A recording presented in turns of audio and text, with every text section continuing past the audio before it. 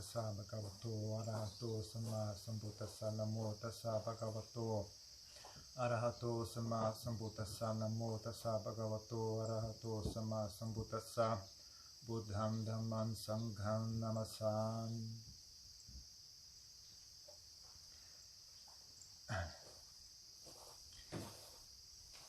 Então, um dos grandes assuntos, né, das pessoas que praticam meditação, tem interesse, né, em autoconhecimento, melhorar a si mesmo, é consciência, né, estar ciente, estado de ciência, principalmente ciente de si mesmo, né, é o mais importante. Já que o nosso assunto é melhorar a si mesmo, então estar ciente de si mesmo, dos seus estados mentais. Principalmente porque só esse estar ciente já é antídoto para muitas patologias da mente, né? Então, por exemplo, muitos estados mentais nocivos só conseguem estar presentes se houver ignorância, né? Ignorância no sentido de não estar ciente, né? de ignorar, né? de não saber, né? Por exemplo, se a pessoa tem total ciência dos seus estados mentais, né? É difícil surgir raiva, por exemplo. Difícil ela se estabelecer, sabe? Até pode até surgir, mas ela achar uma fundação para se estabelecer na mente de uma pessoa é difícil. Se a pessoa tem plena ciência de si mesma, né? A ganância, vários estados mentais assim, que são difíceis de se estabelecer, né? São estados mentais que eles dependem da ignorância para existir, né? Um componente deles é a ignorância, né? Por exemplo, para sentir raiva, você tem que ignorar o fato de que aquela pessoa não é tão ruim quanto você pensa, não? Você tem que conseguir convencer a si mesmo que a pessoa realmente é maligna, ela não vale nada, mas no fundo você sabe que não é verdade. Para você conseguir sentir ganância, a mesma coisa, né? Você tem que enxergar uma visão parcial da realidade. Né? Se você enxerga uma visão integral da realidade, difícil surgir ganância, né? Difícil surgir raiva, difícil surgir preconceito, essas coisas, né? Tudo isso funciona através de manipulando o que é que você enxerga ou não, né? O que é que você escolhe enxergar, o que é que você escolhe ignorar. É um truque da mente muito antigo e ela fica muito hábil em fazer isso, sabe? O maior truque da mente não é dizer mentiras, né? Dizer mentiras não é o maior truque dela. O maior truque da mente é não olhar. É o mais sutil, é quase imperceptível, né? E é muito rápido, assim, né? Porque é um não fazer, né? Você vai ativamente mentir, né? Você precisa construir uma ideia, construir uma explicação, né? E ela tem que ser bem feita, essa explicação, senão você não consegue acreditar nela. Você vai mentir para si mesmo, é um certo esforço, sabe? Agora, simplesmente manipular o que é que eu olho, o que é que eu não olho, é tão fácil de fazer. É tão rápido e tão sutil que a gente nem percebe que, né? É a melhor mentira que a gente tem é essa, né? É a mentira do ignorar, não olhar, né? Ou olhar só parcialmente, né? Treina bem a mente a fazer isso, ela fica meio que automática já, né? Interessante, né? Quando você começa a ficar mais hábil em enxergar a sutileza da mente, como é que ela funciona, sabe?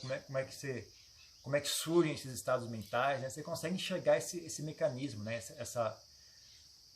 Essas forças atuando dentro da mente, puxando para cá. Não, peraí, não vamos olhar isso não, porque se eu olhar isso, eu não vou conseguir justificar a ideia de que eu estou certo. Tem muito disso acontecendo assim, é muito rápido, é muito sutil, né? É por isso que funciona tão bem, né?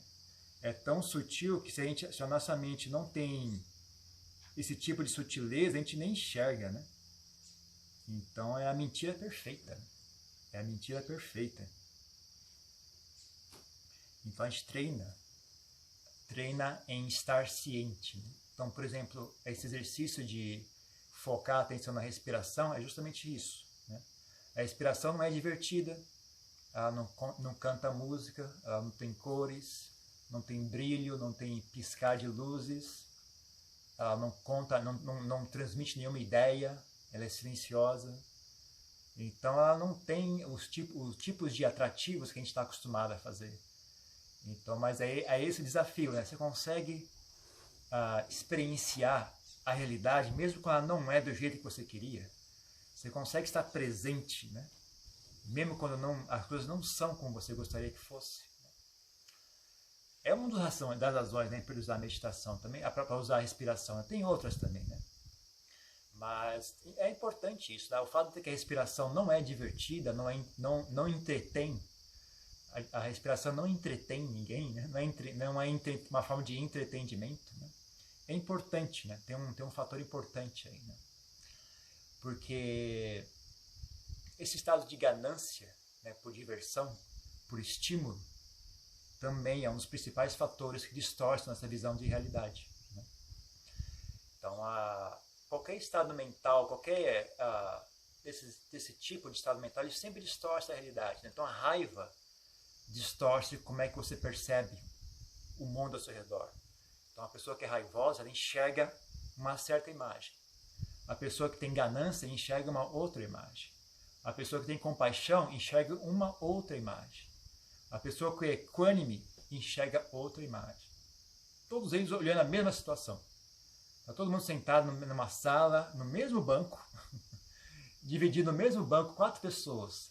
Só que cada um tem um estado mental diferente. Uma coisa que ocorre na frente delas, cada um enxerga de uma forma diferente. Porque é justamente isso que esses estados mentais fazem, né? Eles distorcem a realidade. Então, a ganância por diversão, por estímulo, é algo sério. É algo que também incapacita a gente de enxergar a realidade, né? A verdade das coisas. Então, treinar a mente a satisfazer-se, né, com só a respiração, né, é um exercício de renúncia de muitas formas, né? Também é ensinar a mente a abrir mão da ganância, né? Ensinar a mente a ter contentamento, a ter humildade, né? A ter equilíbrio, né? A ter menos opiniões,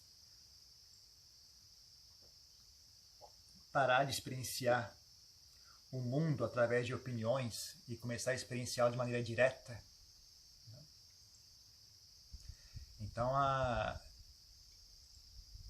ciência, né, estar ciente, é um dos assuntos centrais da prática de meditação, né, e do caminho budista, né? E aí, então, é importante se a gente pensar um pouco, às vezes, pensar no quais são as coisas que minam, né, a nossa capacidade de estar ciente. Como sempre, né, no budismo, é sempre um jogo de desejo e aversão. Aqui que eu sinto aversão e aqui que eu sinto desejo. Então, por exemplo, um hábito muito comum da gente, né, é viver no mundo da fantasia. E todo mundo tem um pequeno, como é que chama? Um pequeno número, né, uma pequena... como se fosse um teatrinho, né? Tem diferentes histórias, né? Diferentes peças de teatro que você tem guardadinha ali na sua cabeça, na sua memória. Sempre que você está cansada, ou sempre que você não tem nada para fazer, sempre está com tédio, está com raiva, a gente puxa o teatrinho para fora, né? E fica ali brincando, né? Com os bonequinhos. Ah, se eu fosse rico, eu ia viver assim, eu ia fazer aquilo. Ah, se eu fosse famoso, ia ser assim, assim, assado.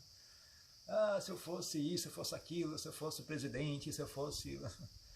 Então as pessoas ficam fantasiando, né, como é que seria uma realidade alternativa em que tudo estava bom, tudo estava certo, eu tinha razão, todo mundo ia concordar comigo, eu ia derrotar todos os inimigos, né, eu ia limpar o mundo de todos os problemas, né? As pessoas ficam ali cutucando aquele, mastigando aquele chiclete ali, né? E vira um hábito, vira um vício. Né, vira um vício, literalmente vira um vício. E o terrível disso aí é que ele vem na forma de um amigo, né? A sensação que a gente tem, né, é de que é um amigo, né? Eu lembro disso muito bem, né, de quando eu estava nos meus primeiros anos como monge, eu me peguei muito com esse assunto, né? E a sensação que dava de você notar isso, você fazer um esforço para renunciar a esse hábito, né? Esse vício, né? É como se você estivesse perdendo um amigo. Sinceramente, a sensação é essa, a sensação emocional, né? É como se estivesse perdendo um amigo, que aquele hábito, né, de aquela fantasia, estava sempre ali para você, né? Quando você estava triste, quando você estava desconfortável, quando você estava entediado, ela sempre estava ali para te dar um alento, né? Te dar um conforto, né? Aí você abrir mão dela, mas você começa a ter uma sensação de tristeza, você sabe que você está perdendo um amigo seu. Mas se você entende, né, fala, não, esse não é um verdadeiro amigo. Esse amigo ele tem um certo custo. Um dos custos, primeiro né, para conseguir fazer um trabalho difícil desse, né, um trabalho de progresso espiritual, né, uma das coisas muito importantes é esse compromisso inquebrável, né, um compromisso assim de diamante, né, é um compromisso muito, muito firme com a verdade, sabe? Você não pode abrir mão da verdade em hipótese alguma, né? Você jamais escolha uma mentira. Vale mais uma verdade desconfortável do que uma mentira agradável, sabe? Tem que fazer esse tipo de coisa, tem que ter esse tipo de compromisso, né? Não importa o que seja, é verdade? Manda. Eu não quero, não, eu abro mão de qualquer conforto emocional, se esse conforto emocional custar a verdade. Se esse conforto emocional custa a verdade, eu não quero. Né? Tem que ter esse tipo de compromisso, esse tipo de seriedade. Né? Então, você nutrir, né, esse mau hábito, né, esse hábito de fugir para o mundo da fantasia, custa esse compromisso, né, que é um pilar importantíssimo na prática. Né? Então, para poder ter esse conforto emocional, esse chicletezinho para se distrair, você está sacrificando algo importante. Né? Mais do que isso, cria um mau hábito. Um mau hábito que eu acho, na medida que a nossa vida não está muito ruim, que as coisas não estão dando certo, talvez não seja tão claro, né, qual é o problema desse mau hábito. Mas eu digo que esse é o mau hábito que leva as pessoas a perder a sanidade mental. Quando algo muito ruim acontece, sabe? Se a pessoa já treinou a si mesma, já adestrou a sua mente, né? Sempre que algo desagradável acontece, a gente foge para o mundo da fantasia. O dia que algo muito sério acontecer, né, que a sua realidade ficar inaceitável, insuportável, eu digo que há o risco sim, né, da pessoa simplesmente escolher, quer saber, eu não quero mais isso aqui, vai para o mundo da fantasia e não volta mais. Sabe? E eu acredito que isso ocorre sim. Eu acredito que isso ocorre sim. Então, além disso, então é um mau hábito, sabe? Eu acho que é um mau hábito que talvez não chegue a gerar um problema durante essa vida, mas vai plantando uma semente, que eu digo que é uma semente um pouco perigosa. A mesma razão pela qual eu peço para as pessoas não usarem drogas, em hipótese alguma, nem bebida, não, mas só socialmente também não faça. Porque mesmo que você não beba para se embriagar, mas ainda assim você começa a abrir uma porta ali, sabe? Começa a abrir uma porta. Né? O dia que estiver sofrendo muito, não sei como apaziguar esse sofrimento, vai vir a memória. Né? Álcool pode me ajudar. E aí a coisa vai embora. Então eu não recomendo, não acho que vale a pena, sabe? Seja lá qual for o conforto que isso oferece, eu digo que não vale a pena. Mas além disso, também tem a questão de você ficar cada vez mais incompetente, né, em estar presente. Cada vez mais incompetente em experienciar o aqui e agora, a realidade do aqui e agora. Né? E se você não consegue experienciar o aqui e agora, como é que você vai compreender, né, o que é que está acontecendo com você aqui e agora? Né?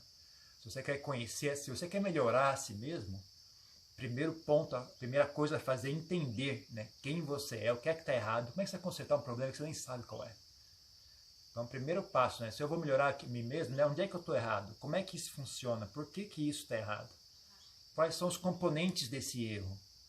E aí, como eu disse, né, muitos desses estados mentais dependem de ignorância para existir. Né? Então, muitas vezes, só você estar ciente de como é que funciona, o problema desaparece na sua frente. Né? Simplesmente não se manifesta mais. Né? Então, só estar ciente já resolve muitos problemas. Agora, se tiver algum problema que é mais pegajoso e simplesmente não vai embora só através do estado de ciência, né? Então você precisa ter essa capacidade de experienciar ele de maneira repetitiva. Tem que ser capaz de estar ali presente, ver o problema surgir, não recuar, sabe? Ter coragem de enfrentar. E não só uma vez, várias vezes, né? Se, por exemplo, uma pessoa que tem pânico, tem muito problema com medo, tem que estar disposto a sentar e sentir medo e não fugir, não deixar a mente escapar, ficar ali presente, olhando para a cara do medo, olhando, né? Depois você aprender a olhar para a cara do medo, agora vamos olhar o que é que está por trás desse medo, de onde que ele veio, sabe? Conseguir fazer essa análise, né? Essa investigação depende de você ser capaz de estar presente. Né? Agora, se você treina a mente a fugir sempre que fica um pouquinho desconfortável, imagina como é que você vai conseguir manter ela presente quando estiver muito desconfortável. Né? Eu sempre digo isso com relação também às mentiras. Né? Um dos preceitos budistas é de não mentir. Né? As pessoas pensam, bom, mas é só uma mentira bobinha, assim pode, né? Uma coisinha de nada, assim que não tem importância, pode. Né? Eu falei, não, essa aqui é a mais importante. As mentiras bobinhas que são as mais importantes. Por quê? Porque, meu caro amigo, se você não consegue dizer uma verdade, mesmo quando é algo não importante, como é que você vai conseguir quando for algo importante? Você que até uma bobeirinha assim, sabe, de nada, você já diz mentira. Imagina como é que você vai conseguir dizer a verdade quando for algo importante. Eu não vejo como seria possível isso. Tá? Então, é justamente as mentiras bobas, né? É que você já treina a mente a ter esse compromisso com a verdade. Né? Além disso, né? O benefício, as pessoas, bom, mas eu vou fazer essa mentirinha aqui só para ajudar a pessoa, sabe, que eu não quero que ela fique chateada. É uma forma de fazer bondade, né? Dizer mentiras é uma forma de fazer bondade. Bem, talvez tenha um pouco disso, mas pense o seguinte, é que as pessoas não sabem disso também, né? Mas vocês não têm ideia o valor. Imagina, o que é que tem mais valor? Dizer uma mentirinha para não incomodar uma pessoa ou uma mente que uma mente tão firme, tão clara, tão saudável, que jamais diz uma mentira, assim, jamais, sabe? Que tem uma visão de mundo que não há incompatibilidade, sabe? Mentira não é necessária. Né? Tem uma visão de mundo que entende, né, que a verdade e a vida não são incompatíveis. A clareza mental dessa pessoa, né? A firmeza, né? A qualidade da firmeza, né? Uma coisa, é como se fosse um pilar. Imagina uma mente que é um pilar de mármore, não chacoalha, não quebra, não, sabe? É algo muito valioso. Não só é valioso como exemplo de vida para todo mundo, né? Para nós mesmos, para as demais pessoas, mas as coisas que essa mente consegue fazer é incrível. Então as pessoas sacrificam essa qualidade para poder dar um conforto emocional aqui, fazer um afago ali, evitar um probleminha aqui. Não vale o preço, gente. Não vale. Com relação às drogas, é a mesma coisa, né? É tudo parte do mesmo princípio, né? Então, não, mas tomar... Não tem problema, gera um certo conforto, eu me sinto bem. Mas imagine uma mente que não precisa de drogas, né? Que é mais confortável? Uma mente que tem tantas boas qualidades que ela não precisa usar drogas nunca, ou esse conforto imediato de uma bebidinha, de um cigarrinho, disso, daquilo, né? Qual que tem mais valor? Né? As pessoas não enxergam isso, né? As pessoas não conseguem imaginar. Né? Porque não é só o fato de não mentir, de não usar drogas, mas o que é que você precisa ter para não mentir? Como é que tem que ser a mente de uma pessoa que não mente? Né? Qual é a qualidade mental que essa pessoa possui? Né? Qual é o nível de sabedoria que essa pessoa possui? Qual é o nível de firmeza, de estabilidade mental que essa pessoa possui? Né? É algo valioso, gente. Não é algo que se joga fora facilmente, não, sabe? Então, não é algo para se jogar fora levianamente. Né? Então, da mesma forma, né? Esse vício de fantasias tem um custo. Então, às vezes, não é só o custo de sacrificar o prazer, né, que é viver, que é experienciar essa fantasia, também tem o custo do que é que você está perdendo. Né? Se você vai deixar a mente se viciar nesse mau hábito, qual é o custo disso? Em termos espirituais, né? Em termos de progresso espiritual, em termos de qualidade de ser humano. O que é que custa isso? Né? Do que é que eu estou abrindo mão para poder experienciar esse prazer? Né? Algo a ser considerado, sabe? Algo a ser considerado. Agora é dose também quando a gente vive num mundo, né, que as pessoas não só não têm noção disso, como encorajam, né, o mundo da fantasia.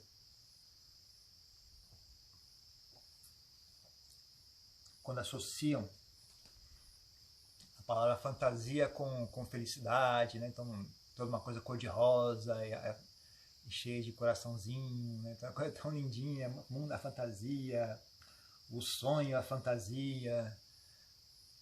Então não tem nem motivação, né, para fazer algo a respeito, né? Não tem nem motivação para tentar um caminho alternativo a este. Né?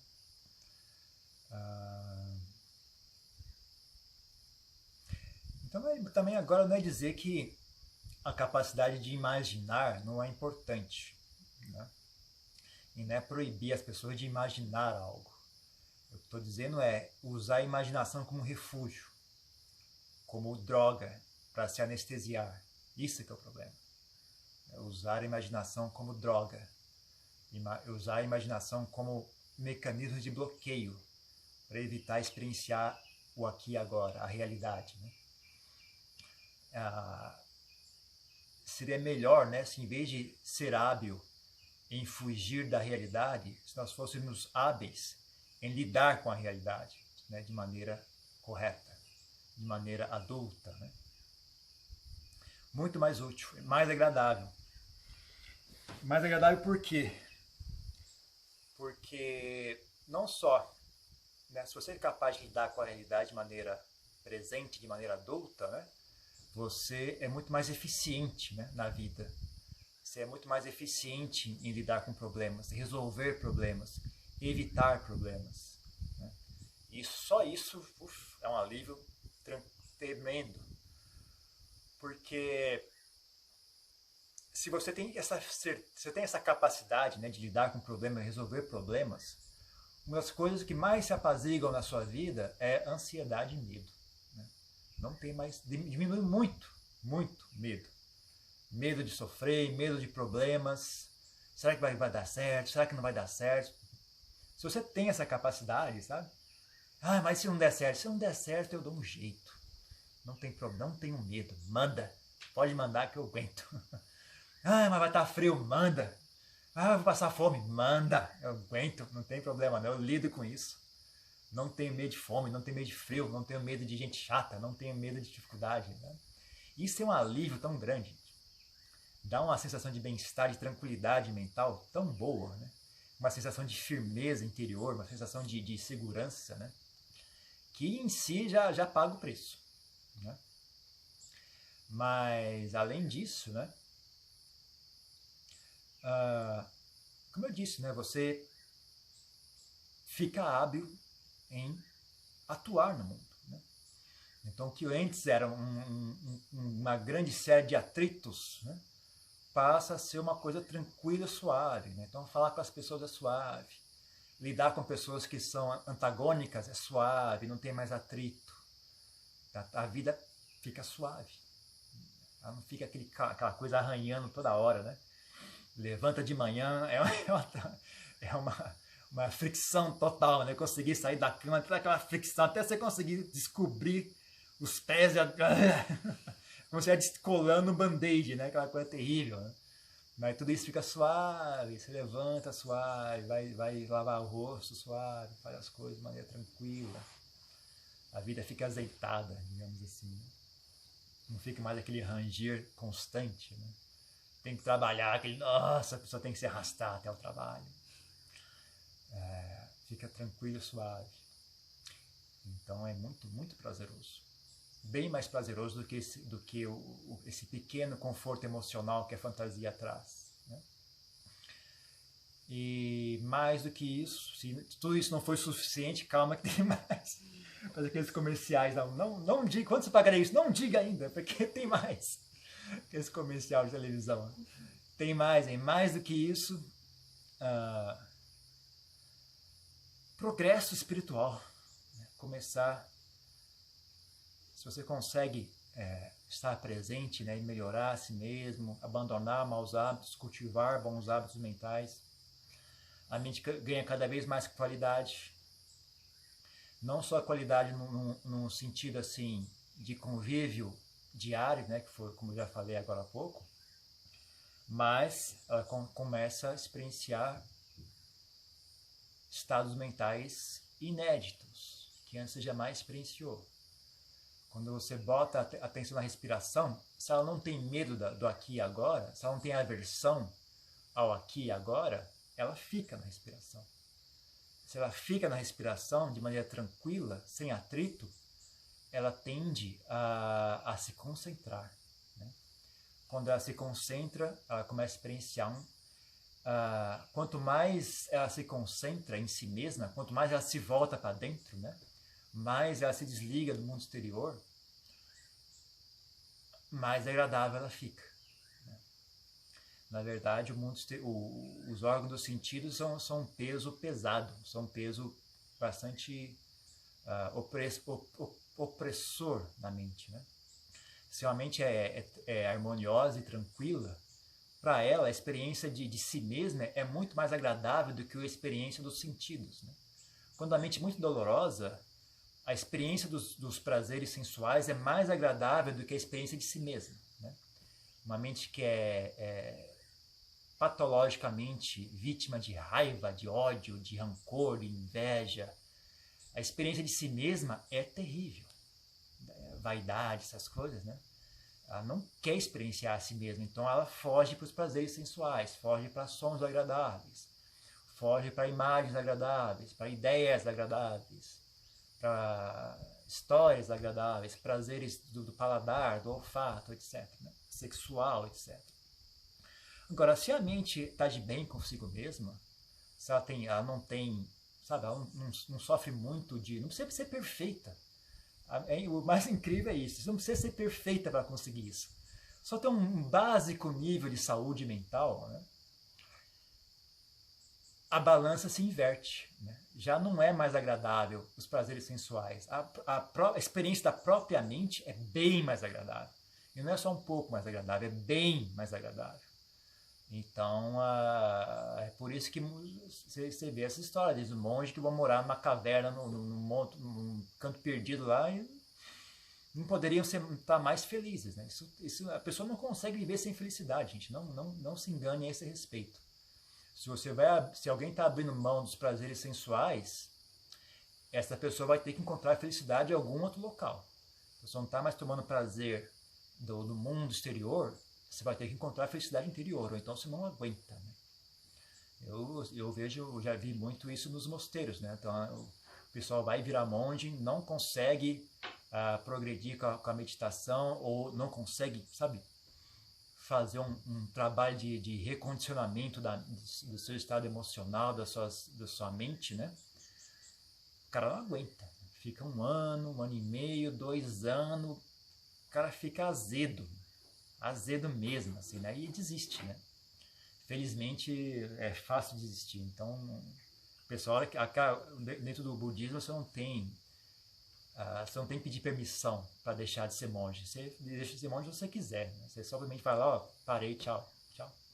Pode ir embora. Ninguém te segura, ninguém te bota na clausura. Não tem dessas histórias, né? Você não pertence à ordem monástica, né? Você sai a hora que você quiser. Né? Na verdade é o contrário. É muito difícil entrar e muito fácil sair, né?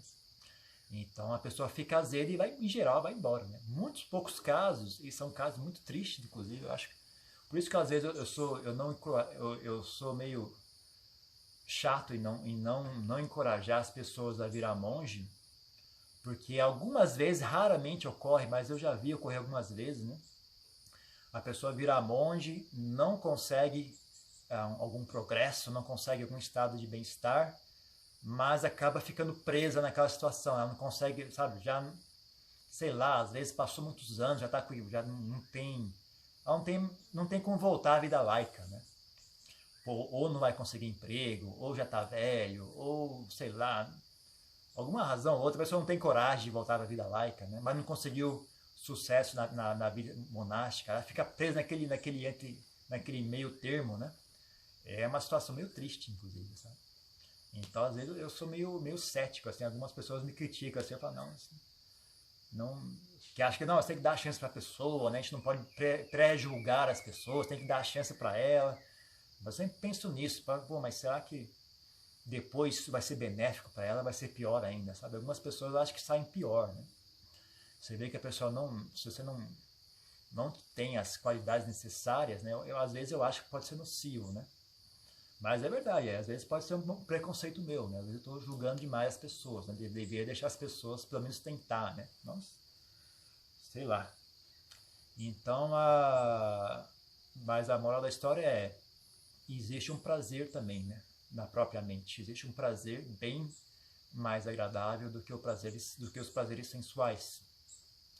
E não só é agradável, como é útil, né? É um prazer que melhora a mente, né? Já os prazeres sensuais destroem as qualidades da mente, né? Deixa a mente cada vez mais fraca, mais bagunçada, mais incompetente, mais distante de si mesma, né? Puxa a mente para fora. Chega uma hora a pessoa não tem mais intimidade consigo mesmo, né? Não se conhece mais, não consegue nem suportar a visão de si mesmo, né? Porque não é só o caso de que você apenas está prestando atenção para o mundo exterior, né, ao invés de olhar para o interior. Não é só o caso de você se perder a intimidade consigo mesmo. O problema é que se você não cultiva, se degenera, né? Então, não só você está perdendo o contato consigo mesmo, mas você está deixando aquilo abandonado, as traças, né? O dia que você voltar para olhar o que tem dentro, vai estar uma bagunça, uma coisa toda deformada, toda esquisita, toda feia, né? Mal cheirosa. Então, é uma péssima escolha. Então,